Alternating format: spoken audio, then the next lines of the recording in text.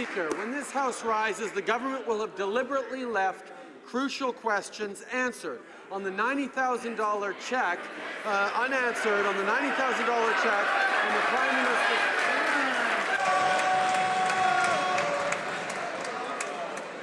Order.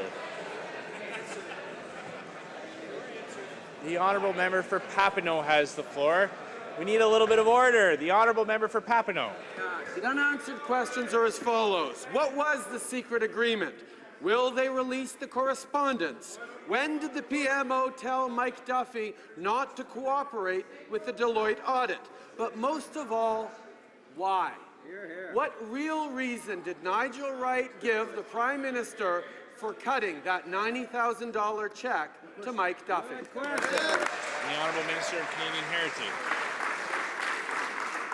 Well, of course, Mr. Speaker, I agree with the first half of the first rendition of his question, where he said our government has indeed answered these questions. But also what's important to note, Mr. Speaker, is when the House indeed does rise, our government will be very proud of not only the questions we've answered, but the actions we've delivered for Canadians. Just yesterday, we passed Bill S2 to provide Aboriginal women with equal rights to non-Aboriginal women in this country. It was reported equally last week.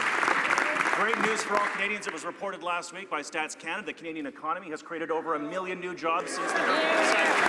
So, on all these questions and on all these answers, we're proud to go into summer standing up as proud.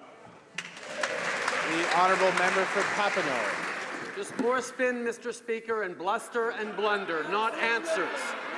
Answers to those or to these. How could the PMO put out a statement on May the 14th on the deal when May the 15th, the Prime Minister still said he didn't know about the check? Secondly, why did the PM give Nigel Rice his full confidence instead of firing him on the spot? When will the government release a copy of the check? But mostly, why? Why the excuse of wanting to repay the taxpayers doesn't try? What real reason did Nigel Wright give for writing that check?